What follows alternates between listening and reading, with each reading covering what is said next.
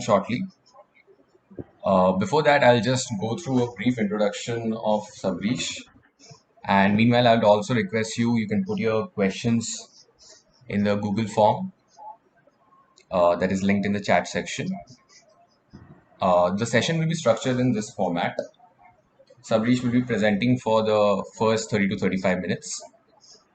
Post that, we will have the AMA session, and we will have the last up of the session wherein we will be requesting, one by one, all of you to unmute yourselves and you can ask one-on-one questions to Sabhareesh regarding anything that you want. Right? And I hope everyone is staying safe at home and you enjoy this session. So let's start with a brief introduction of Sabhareesh. So as you all might know, but I'll just mention again that he's an undergraduate at IIT Guwahati, and he's currently in his pre-final year, that is his junior year of undergrad. So he currently works as a consulting head of the Consulting and Analytics Club, which is a very popular club. They organize a lot of events. If you're active on LinkedIn, you might have seen his posts. He has a really dynamic work experience of working with consulting firms, working with early stage startups, and also working at college level organizations, clubs.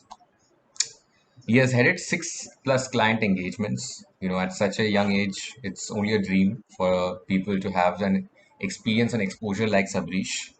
And he has worked across different verticals. He'll obviously be explaining in details during his presentation. He's also the maker of Strategy Storm, which is one of India's biggest case study competition and has 1,500 plus participants across the globe. That's great. So he also was the champion of the Winter Consulting and Summer Analytics course, which was a very popular course all over India. It was brilliantly executed as well. I was myself a part of that course, so it was a really really good course, spanning a scale of 8,000 students all over the world. That's massive. He's also an international chess player, which is something that is very, very interesting, having so many facets to your personality, and has represented India at multiple championships in Vietnam, in China, and that's really great. So, a bit about his work ex. So he's worked with these companies. He's worked with a big four like Ernst and Young, and he's also worked with a startup like Ather. For those of you who don't know Ather is an EV startup. Uh, Red Seer is in the research and consulting space, and so he's worked with small scale companies to bigger scale companies, which will be one of his focus points in today's talk. So I think that's it for the introduction. I would stop presenting my screen and hand over to Sabhareesh. Sabhareesh?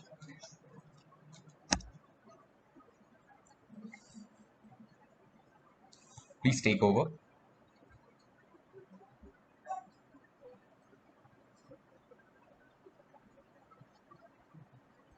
Thanks a lot for the really humbling introduction, man. I hope everyone can hear me right now. So if someone can just respond in the chat box, that would be great. If you could hear me, am I audible?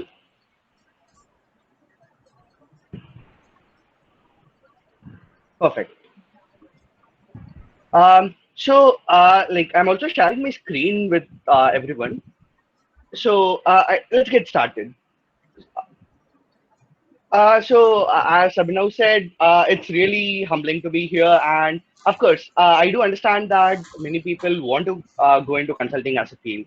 But of course, you would have like a lot of questions on your mind saying that, hey, how do I exactly get into this? What should I actually do to, become a proper consultant? I'm here to actually just quickly run you through as to how I got interested in this field, how I developed my interest towards this, and of course, how you should probably approach different people when it comes to consulting. Let's start. As Abhinav said, I have a decent experience working across different verticals. So currently, I'm with Cover Genius, which is actually an insurance technology firm, as their international business intern. So most of my internships are kind of towards international business as a domain. So international business as in something looking into something towards an expansion into Southeast Asia, could be Latin America, or could be even the Africas. So these are like emerging verticals as we emerging markets as we call it, and of course it has a lot of potential as well. So apart from that, I have been with Ritchie, which is a primary research dominated consulting firm. And again, that was a wild ride. So that was a great experience. I have been with Ernst& Young, which is a traditional consulting firm per se. And of course, that was a brilliant experience altogether. So there are like a lot of client-facing engagements which is involved in consulting. So you have to make sure that you actually present yourself in a very good way and make sure that the communication reaches the other person effectively. So let's quickly get started as to like what differs from each of these players. So let's talk about consulting firms per se, and we have traditional giants and we have startups. So each has its own pros and cons, and we are always like bombarded with this question in our mind, saying that, hey, what should I choose? So I have two internships probably. Say, should I actually go for a startup, or should I actually go for a traditional company? So in that case, of course, my opinion is that each has its own pros and cons, and it totally depends on you as to what you want to have out of uh, actually what you want to achieve out of that particular internship. So if you want to have a very good learning curve, definitely startup should be the way to go, because it's very dynamic, and you actually have like some particular job responsibility. So what I mean by this is that there is like you are responsible for the deliverable of a particular thing. So it's not like what you do is not at all. It's not going to be like a mundane task, or it's not going to be something which is very monotonous. So that is the good thing, and that's also the bad thing as well. Because usually in a startup atmosphere, usually you will have like a lot of things to work on. So probably you might even need to like there might not be like say a proper working hours. So it's not something like a proper 9 to 5 job or something like that. But of course, that's the fun part as well if you are actually into the dynamic environment. So now this was about startups. So what? Why do actually people go for these traditional giants then? So that is because there is still a very big a networking option over there. So it has very good job stability, and of course, you are going to be involved with very big level projects.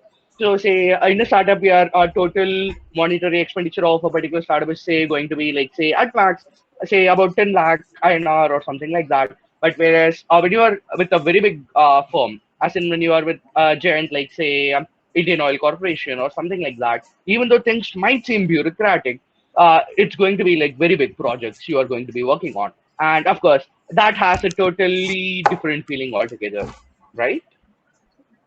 So moving forward, like my experience can be broadly categorized into three major job roles, if we want to put a name to that. So one would be working in a proper consulting atmosphere where usually I'll tell you how consulting works. So like I'm pretty sure most of you would probably know by now as to what exactly it's going to be. But anyway, let me just quickly run you through like what it is. So when we talk about consulting, so it's like there is going to be one particular client company which is actually approaching uh, a consulting firm. So what the consulting firm does is it takes up a project. It could be anything. It could be something related to strategy. It could be something related to marketing, or it could even be something related to say optimizing their product portfolios or something like that. So in that case, they have a fixed engagement period, as we call it. So the engagement period would be something like, say, 3 to 4 weeks, or could even be a very long-term project, like say 1 year. And they actually have like fixed deliverables at the end of each month, or could be even each week, depending on the mutual discussion they had before. So after that, it's going to be very dynamic, very dynamic.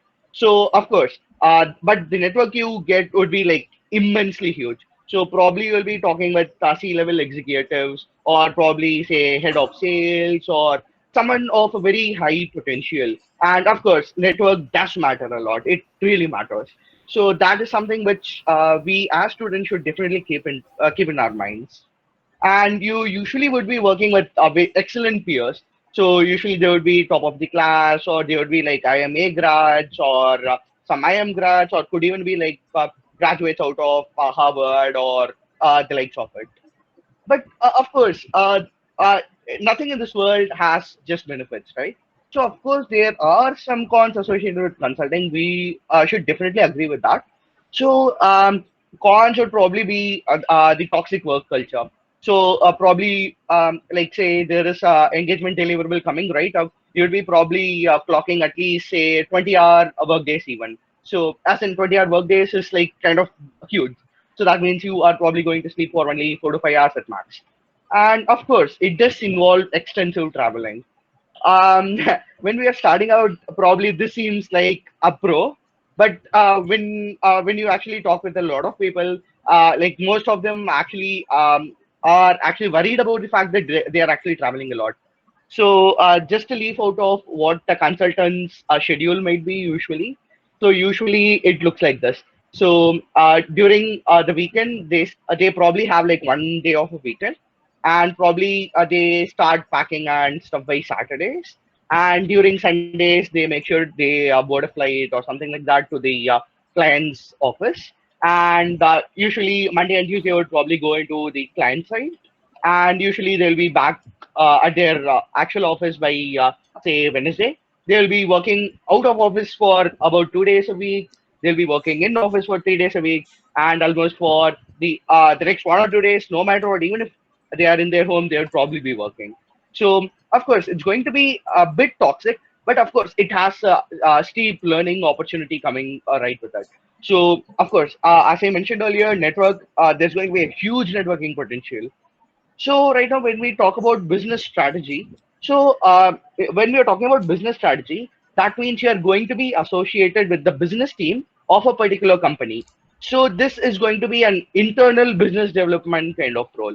So for example, say you are associated with the Tata Trusts, for instance, you'd be probably working to develop all the portfolio companies of Tata Trusts. So this is going to be an internal role where you usually don't talk with a lot of outside clients or something like that. This usually doesn't involve anything of that sort. But of course, you will probably be doing something which is really interesting if you are into business strategy domain, or something like say consulting as a domain as well. So probably what happens is people usually leave a consulting firm and join a very high growth startup, or join some other organization in a business strategy role after some few years of time. Or of course, there are lots of people who actually choose to continue with consulting. Of course, I don't want to like put any thoughts on your mind saying that hey, consulting is not good. You have to shift over from consulting. It's definitely not that. Consulting is definitely something which is really exciting, if you ask me. So now, also just brushing about data analytics. So again, in data analytics, you will definitely probably have a very good work-life balance, and of course, you will have like job satisfaction as well. And similar to consulting, data analytics is also going to be sector agnostic. So what I mean by sector agnostic is that it doesn't depend on what kind of sector you are dealing with. So, for example, you might have a project related to healthcare. You might have a project related to sales and marketing. It could be anything. But of course, there are some disadvantages with this as well. This being that you probably would be coding like most of the day, and it might become monotonous and repetitive after one point of time. So, just a quick question. Do you think the pace, do you think you're able to hear me clearly? And do you think the pace I'm talking with is pretty decent?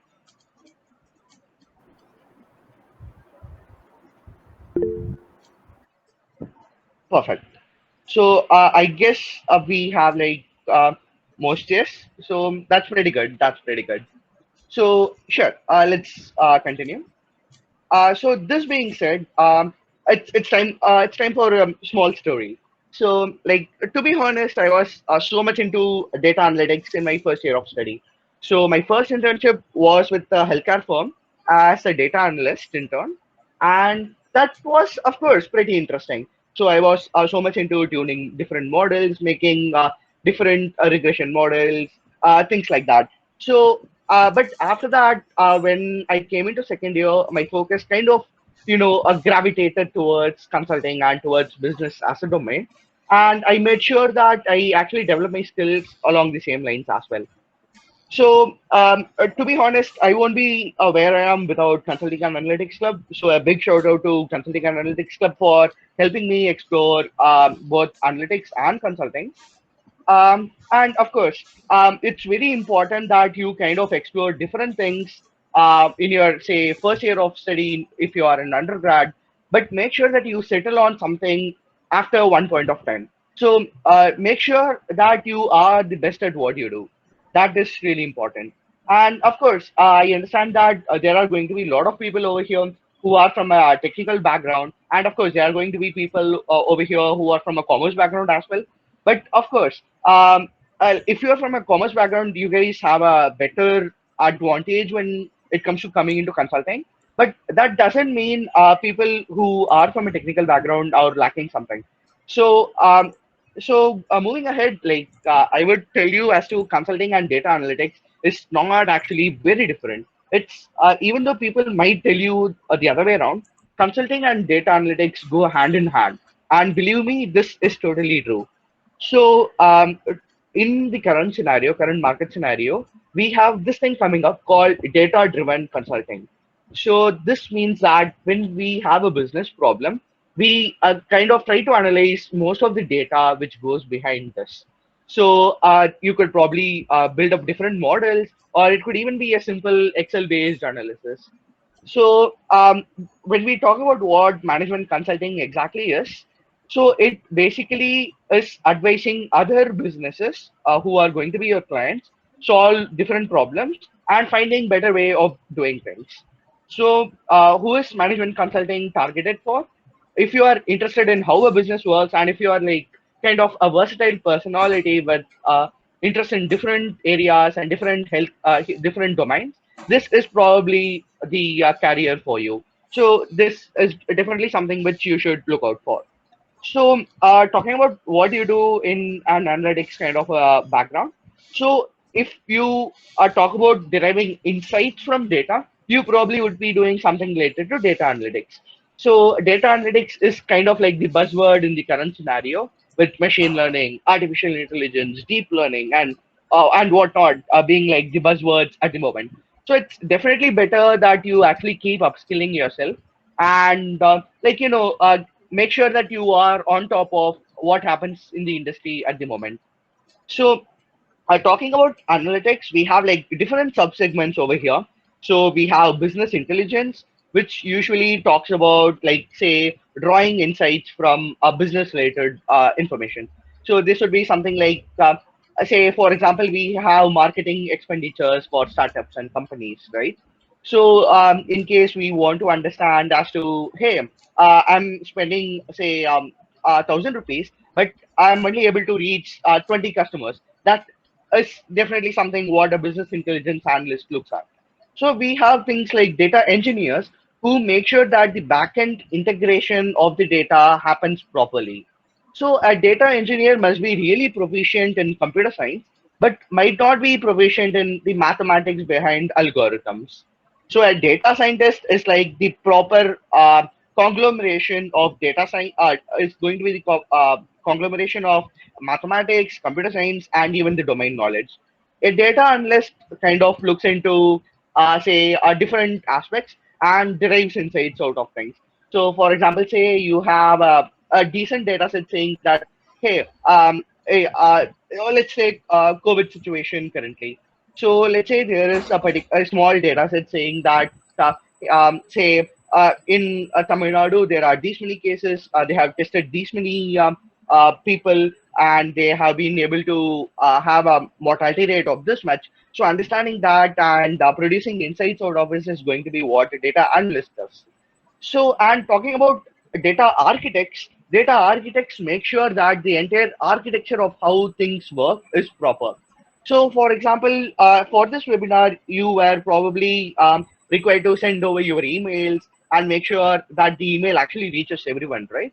So there needs to be a back-end integration into how things work. So data engineers and data architects are actually required to be really proficient in computer science. So now let's talk a little more about what consulting is exactly. So consulting might seem to be a very niche domain, but believe me, it is not a niche domain at all. So you will probably be dealing with a variety of projects. So probably it could be something related to corporate strategy. It could be related to mergers and acquisitions. It could be something like a corporate restructuring as well. So you probably would have heard this term thrown about in different contexts. So, what exactly is this?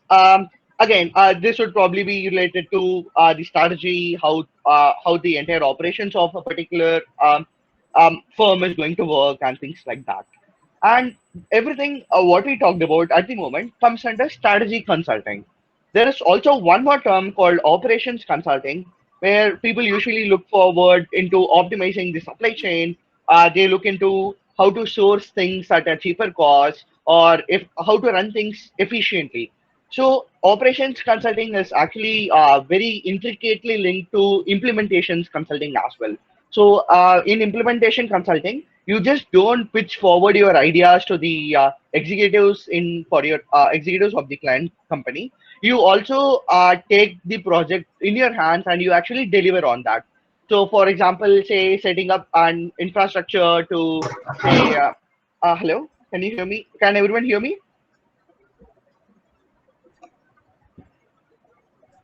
Perfect. Sure. So let's go ahead.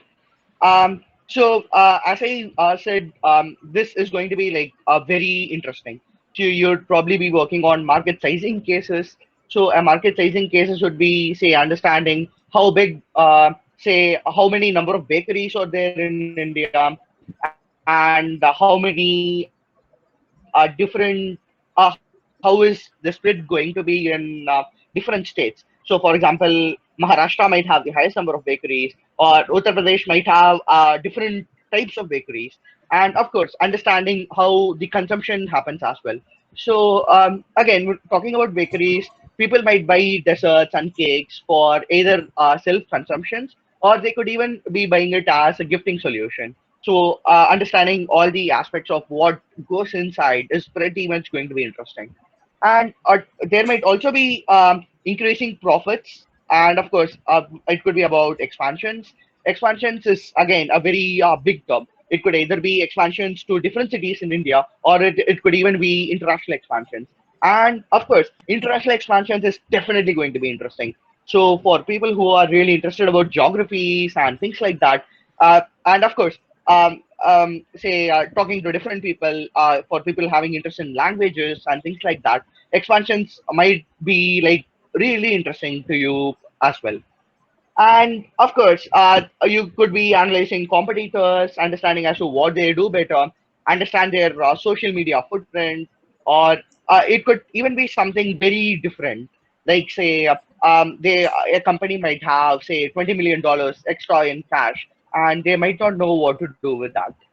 So they probably might hire consultants to actually look into it and say that, hey, probably if you invest say in this, you will probably decrease your risks by say 20%, and you can also increase your return on investments by say 5% or something like that. So what exactly do you need to become a consultant is very different. So this is what I feel is very important. So you need to have a very good knowledge and a grasp of different concepts. And of course, knowledge takes precedence in management consulting. So you need to be sure that you are on top of trends of what is happening on in industries. And of course, starting with microeconomics and macroeconomics is very useful.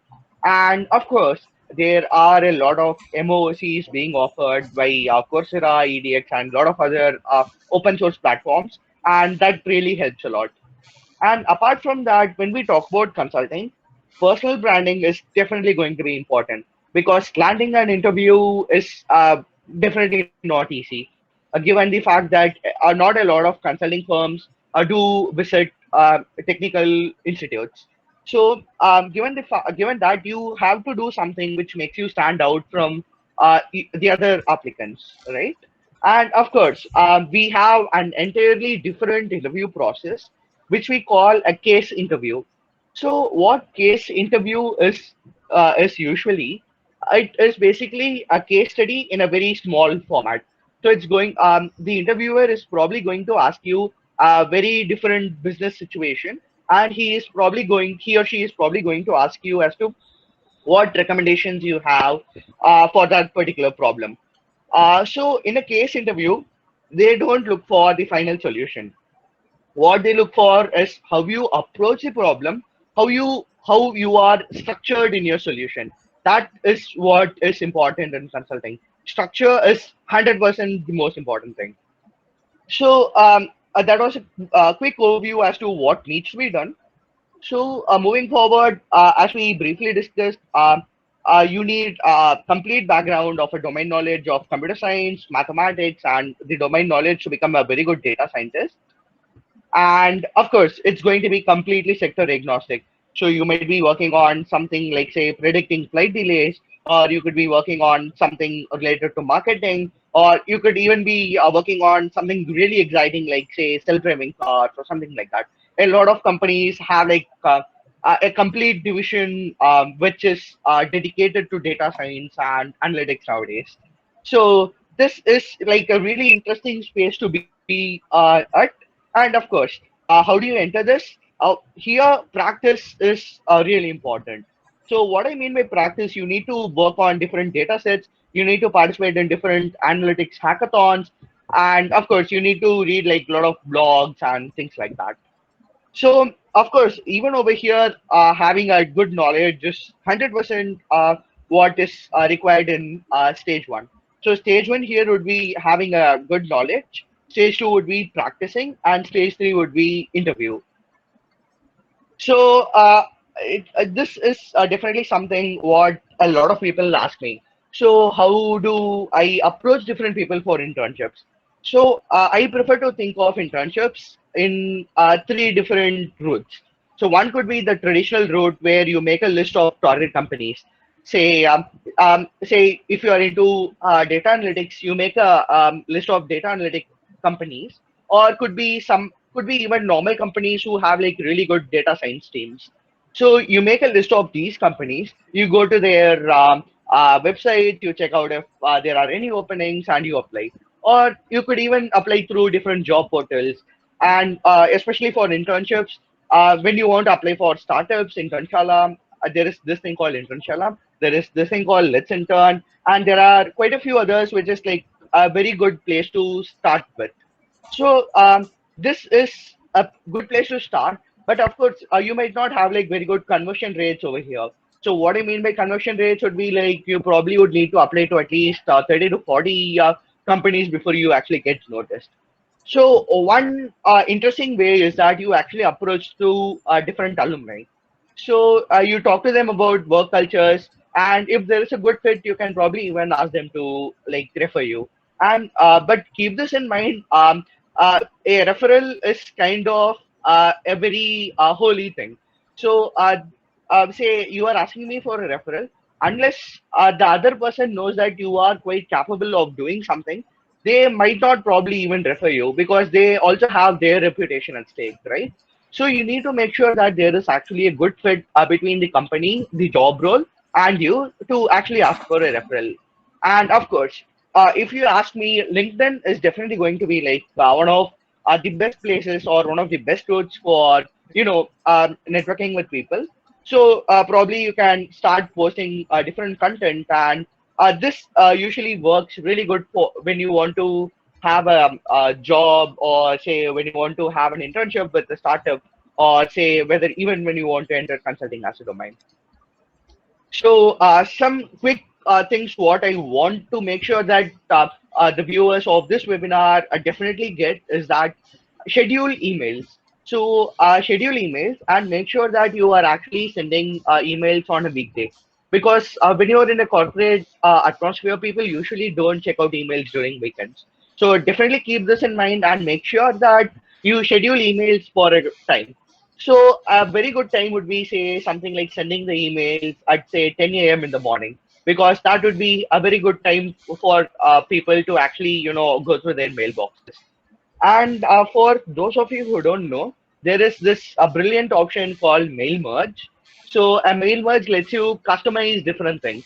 So instead of having say a very blunt message going over, so what I used to do in my initial stages was that I used to copy paste the same mail content um, to everything. So that usually doesn't work. You need to personalize and customize everything to make sure that, things are actually perfect. So personalization makes sure that the conversion rates actually go up. So, like these are some these are some things which might seem like very interesting. And of course, these are something what I have been experiencing a lot. So, there is also this thing which is basically an option in LinkedIn where you can actually archive messages. So there might be a small box when you send a message saying that you can archive it. So, where will this be useful? This will be like really useful when you want to when you want to go through a message again in the future, or when you want to follow up someone. So, for example, say the other person has been replying saying that, hey, okay, let me look into this, let me get in touch with different people in the organization, and let me get back to you. So, what we usually don't do is that once we reach that point of time, we don't follow up at all. Following up is really important. It's make sure that you have an Excel sheet or something like that. Make sure you are structured in your approach always. So you can have a list saying that, hey, I have contacted these persons, and possibly these are going to be positives, and you need to follow up regularly. So what I mean by regularly would be, say, following up, say, once in 10 days, because of course a human mind can only remember that much. Even if a person wants to help you, they might have actually forgotten, given the fact that they might have like a lot of messages coming over to them. So following up is really important. So after that, probably say you are landing an interview, and in the interview, make sure you are professional, courteous, and you hear out what the other person has to say. And even in case you are having like any doubts about, let's say you didn't properly hear as to what the other person said, make you can actually ask for a minute or two to actually structure your thoughts, and you can even clarify something, even if it's going to be an interview. Do not rush to get to a solution, because a solution is not what matters finally in a case interview, and you are going to be evaluated on the logic and the process of your analysis. So make sure that you think everything through before you actually start talking. And of course, when we talk about a case interview, there is usually no correct answers. As in, there might be many correct answers. So it doesn't matter whether you went right or wrong, but what matters is how logical and how structured you are. So we talked about personal branding in a very brief way before, right? So I also wanted to make sure that this thing is actually very important, and I wanted this to definitely imbibe into your mind, so that you probably, hey, we are all probably like sitting free for a lot of time, right? So you can probably start implementing this into your lifestyle, and probably you can check out if this works. So this has been working for me, and this is what I think might probably be the way to go when it comes to personal branding. So when you build a network, make sure it's meaningful. Excuse me. Make sure the network you build is meaningful. It's all about give and take. So instead of bombarding people with messages saying that, hey, refer me for the role, instead of bombarding people with, say, hey, are there any openings in your organization? Instead of that, also bring something to the table. So instead of sending your resume at the first message itself, what you can probably do is probably you can show some interest into what the other person does, and you can probably like try getting into a call with the other person. And by then you can like once you are actually able to get on a call, probably by then you can start pitching your ideas. So that is really important. And when you are sending the first message on LinkedIn, don't send something which is very big, or something which is very long for the other person to read through. because that is really important. We definitely need to keep that in mind. And number two, make sure that you actually keep publishing some interesting insights on, say, LinkedIn, or even this could even be like, say, other personal social media networks. You could even start writing a blog, or basically do something which makes you stand apart. This is going to be the takeaway from the entire session we have today. So you can start writing insightful content. So say you read a very interesting article, say about oil prices or something like that. Make sure that you actually add upon what you feel is going to happen. So what I mean by having insightful content is not just copy pasting what someone has already written or what some newspaper has already said. You definitely need to bring something to the table. It could be something even as simple as adding, say, three or four sentences saying that, hey, what I feel is going to happen is going to be this, because going through this is what I feel. So have like a structured approach. Also make sure, if you are having something, make sure you also talk about the source, because what we need to ensure is that like you need to be like entirely honest. Integrity is really important. So, again, personal branding does not mean boasting about what you are doing, or of course, it does not mean faking anything. So, you might have probably done a Coursera or EDX saying that, hey, that's a course from Harvard, but that technically doesn't entitle you to put the fact that, say, you actually went to Harvard. Those are totally different things.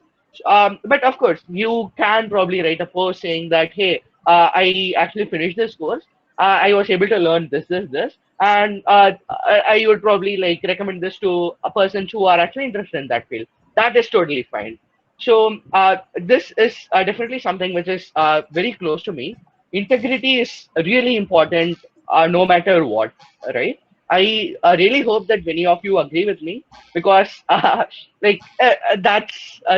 something close to me. Yes.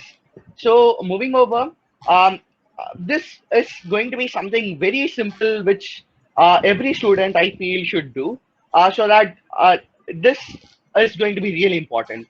So when we probably go to an internship, or say when we are probably going over on an interview call, there is definitely going to be one very relevant question which is going to be asked by your interviewer, and that is going to be, how skilled are you on a Microsoft Office?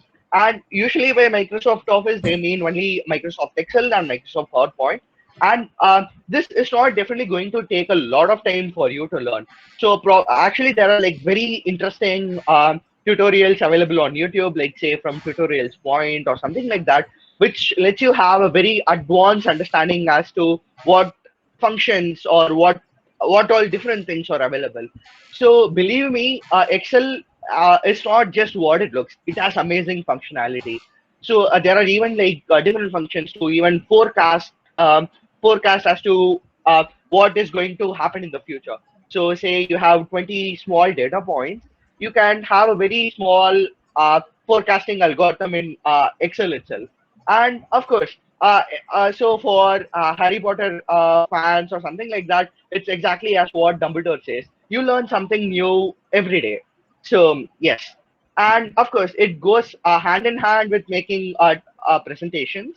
And what I mean by presentations is that you need to have a consistent storyline. You need to have simple and you need to have an intuitive flow in the slides. So when we talk about case studies, this is really important from a consulting point of view. And of course, there are very useful plugins like Power User, which has very big template libraries. It has different icons and other things as well. So, and as I mentioned, this is very, very useful for participating in case study competitions as well. So again, talking about case study competitions, we always feel that like we are underconfident to actually enroll in a competition. This happens with me all the time as well. But keep this in mind that there is never a right time to start. So the right time to start is now, and get started with something. So enroll in different case study competitions. So put together a team with different complementary skill sets and make sure you do extensive research on the problem statement as well. So a case study is actually how you build up very diverse knowledge about different fields and make sure that you actually put in a lot of efforts into both the research aspects and the presentation aspects as well.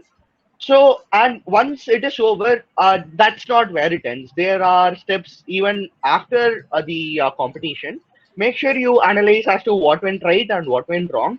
Talk with your fellow competitors as well. Discuss their solutions and approach, and say, like, hey, like you might actually learn something really innovative from others' approach as well, right? So, and of course, the results is important. I do agree.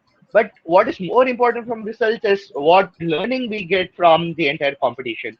And of course, keep participating in different competitions because definitely this is going to be something where you are going to see a steep increase in your learning experiences.